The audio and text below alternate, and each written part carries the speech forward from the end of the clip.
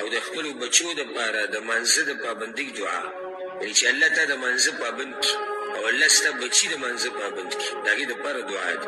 ابراهیم علیه السلام ویلي والله ته رب اجعلني مقیم الصلاة ومن ذریتي، ای ربه زما وګرځوه ما لره پابندي کوونکی د منځه او زما د بچو نه هم، یعنی یا الله ما له توفیق راکړه چې زه د منځه پابندي وکړم او زما بچو له هم دا توفیق ورکړه. پیغمبر الله ته دا وایي چې ما د منځه پابند کړه، یعنی دا مونځ په دې کې ګنجایش د پیغمبرانو سره هم نشته، یعنی پیغمبرانو سره دا ګنجایش نشته چې مونځ پکې پرېږدي. ابراهیم علیه السلام وایي ای ربه زما وګرځوه ما لره پابند د منځه او بچي زما هم.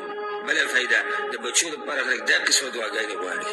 چې دا خبره یاده کړه، دا یاده کړه دا خبره چې کله ستا بچي د منځه پابند وکړه او د الله حق یې پېژندو، نو هغوی به ستا حق هم پېژني، هغوی به د مور حق هم پېژني، هغوی به د هر چا حق پېژني. ربنا وتقبل دعاء، ای ربه زمونږ او ته قبوله که دعا.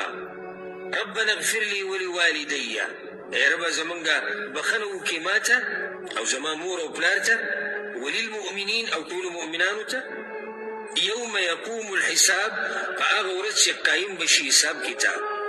نو سوال دا دی چې پاتې څه شو، څه پکې پاتې شو؟ څومره ښایسته دعا د ځان دپاره او د خپلو بچو دپاره.